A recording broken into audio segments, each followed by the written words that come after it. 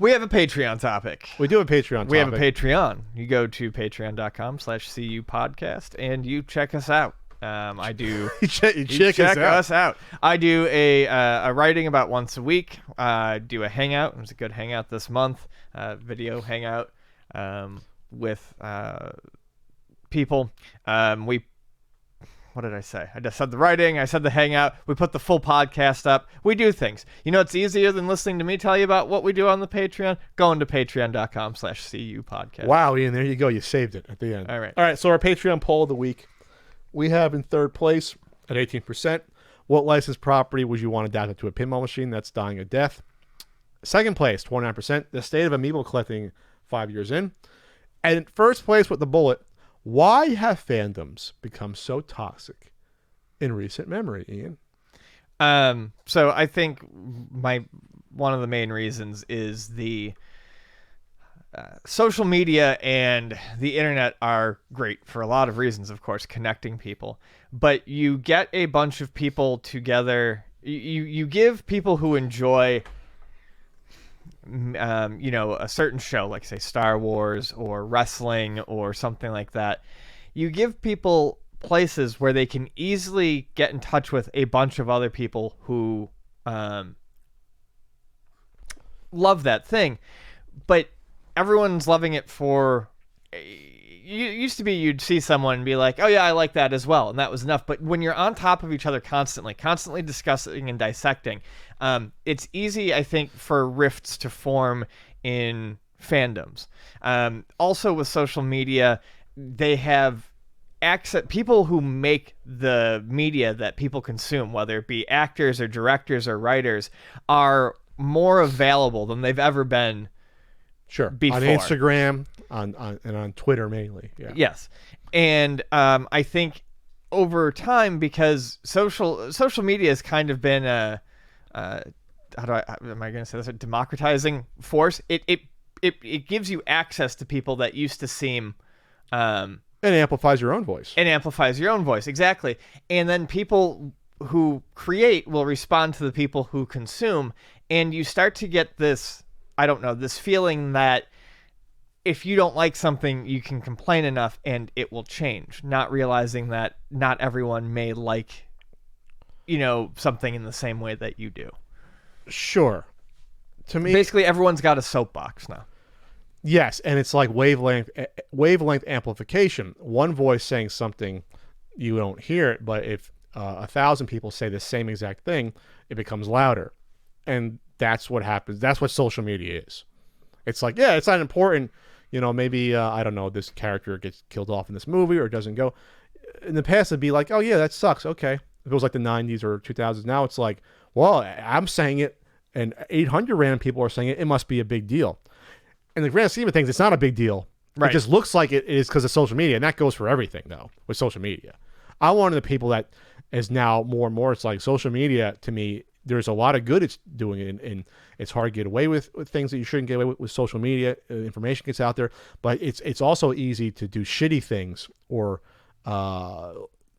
make small things into bigger, larger issues that it really shouldn't be. At least in my opinion, that's what social media does as well. So it's it live by the sword, die by the sword. And I think because it's also more visible, there's more focus on fan communities and things like that. I think that also, and people love it when I use this word, but I do think there is a lot of growing entitlement in fan communities coming from people who think that they now own the thing that they consume. This is why I always wanted this information. And 22% this is from 2019 April, about 22% of Americans use Twitter. This is okay. So it's still not many people. Instagram's probably about that for younger people. They use Instagram more than we do. Roughly 10% of those users are responsible for 80% of tweets. Okay? Right. So doing a pat math, that means 2% of Americans, 10% of 22, are responsible for 80% of tweets. What does that tell you? It means that the vast majority of people using social media are just consuming it. They're just reading it, seeing what's going on. But you have a very small minority of Americans, 2% of Americans, that are on there and just doing a lot of content, but they might be the ones that are also yelling a lot about things as well. So always keep that in mind with Twitter or social media. Always keep that in mind. It does not reflect necessarily what's going on in the minds of most people. It's what's going on that platform. Right. Yeah, it may not be, I guess in the end then it's not necessarily representative of fandom as a whole. Sure. But I think, with social media breaking down the barriers and stuff like that, I think, there's this expectation, like I said, with the focus of on fan conventions and fans and stuff like that. It starts to feel like, I think there is a small chunk of fandoms that do feel like they own what they consume and should then have creative control direction over it. And that's why they get so angry when the things that they constantly spend time talking about don't come to fruition. Or don't I could have done it better. Or don't come quickly enough, or not on their own schedule, or things get pushed back. And it wasn't like that until the past probably 5-6 years with social media. Because before that, it was like, a trailer for a movie comes out. Maybe you go on a forum, remember Dark Horizons forum, or Ain't It Cool News, and you see people talk about it. And it was toxic in there too. Yeah. But the thing is that you had to go to a specific forum or site about that topic to talk about it. Like there's always been Star Wars forums, or always been forums probably about, I used to go on a Watchmen movie forum back before the movie came out. So we can bitch and moan about Watchmen. There's people for and against the movie. I was against how the movie was when it came out, for example. But it was self-contained there. Right. Now with social media, you can't contain conversations anymore. No. You see them trending. Someone could ask you for something if you're an actor about a movie you started a year ago and they don't like it. And it's like, so now it's the best way I think I described to someone about Twitter is it's not like a discussion in the park. It's like walking through a hallway with all the doors open and people are yelling while you're walking. You can hear them all yelling at you while you try to walk through. Sure.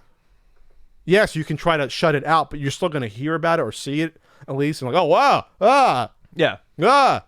And you can't avoid it. You got to be walking in that hallway. It's not like someone, a crazy person in the park with a bullhorn, because you can just walk away from that person. You can't walk away from it on some of the social media. You can't.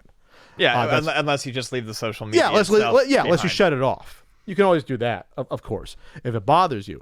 But I think it's what you said is key, though, is about ownership. Is that before, when you were a fan of something, you're a consumer, you either liked it or didn't, but then you voted with your wallet, and then, okay, I like this, I didn't like this, I saw the movie. Now it's not enough not to like something. Everyone else has to know you don't like it and why you don't like it specifically. Right. And before that wasn't really a thing. Before it was like, oh, I bought a crappy Nintendo game.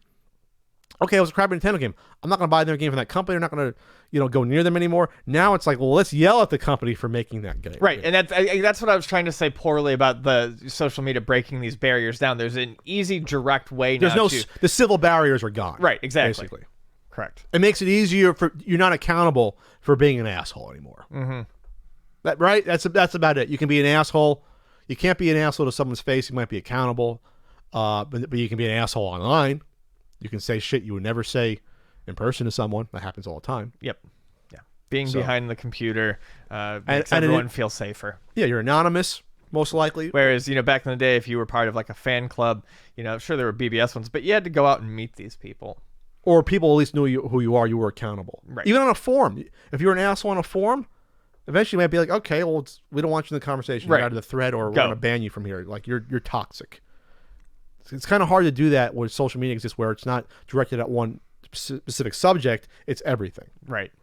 There's no moderation really on Twitter or on Instagram. That's what it comes down to. Right. There's a terms of service, but that's far different than yeah. There's no moderator saying, okay, keep it in line, keep it civil. Right. Maybe we need that, but then it becomes, you're censoring then. Can't do that.